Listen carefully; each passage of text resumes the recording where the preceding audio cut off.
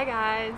We, as you can see, are not in my library. We are actually in South Florida because I'm visiting my mom for a couple of weeks and I wanted to utilize this pool as much as possible because I know to you I look very olive skinned and brown, but I just feel like we need to make this a summer color, you know? This is also the end of April, so I don't really plan on reading anything.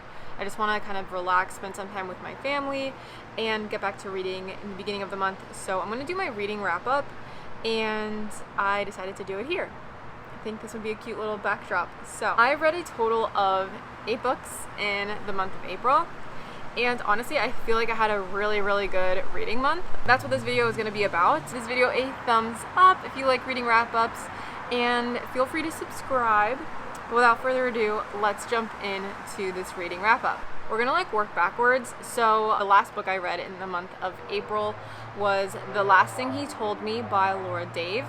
I wanted to read this book because I saw that Jennifer Gardner was going to be the star of the television show on Apple TV. And I really like her. So I actually just started watching the show as soon as I finished reading the book. And yeah, that's basically why I read the book. It was, I think, considered a mystery.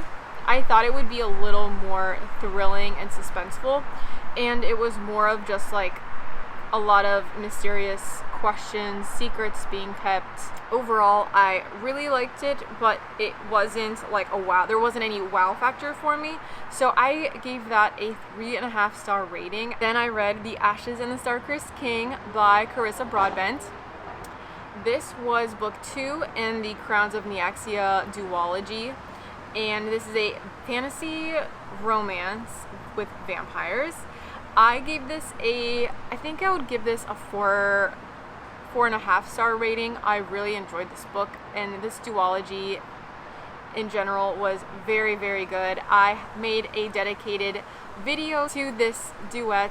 I'll link it in the description if you're interested, but it was great. I love the world building. I love the aspect of the vampires. I like the vampire-human relationships, and I like the character development between our main character Oriah and Rain. I love them, and the story overall was really well done. So yay for a good vampire fantasy book.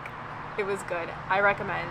Then I read A Defense of Honor. This is a faith-based Regency romance. We have a gentleman that is really just bored with the monotony of trying to secure a wife for his earldom. He's going to be an earl. He meets a mysterious woman at a party, wants to know her name. She goes to the party and then she disappears.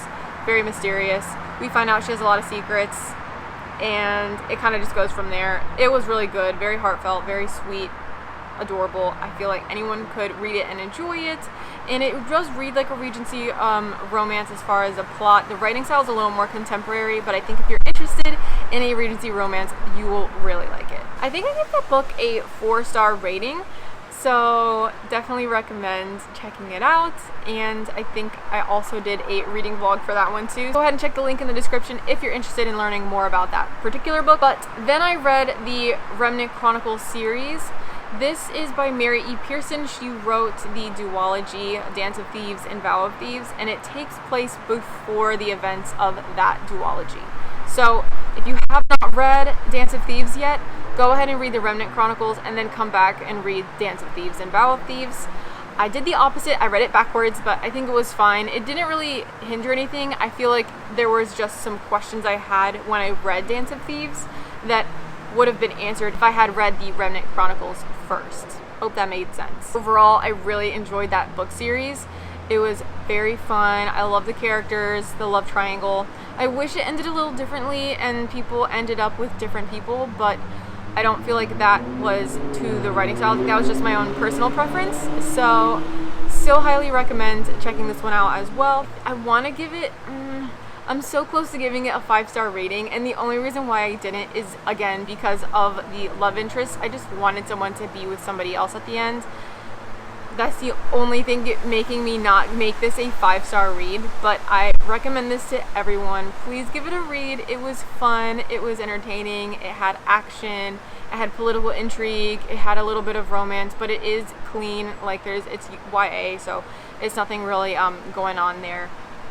If you're not interested in spicy books, then this is a good fantasy option for you. And last but not least, I have read Juniper Hill by Devney Perry. This is book 2 in the Eden series. I liked this a little less than book 1. I think the single mom trope just wasn't my favorite, but it was still a really cute small town romance. The entire town of Quincy, I think that was the name of the town in Montana, was really cute. Makes you want to go there, live there, visit, find a cowboy, fall in love, that kind of thing. Very adorable and easy to read. It's available on Kindle Unlimited if you're interested.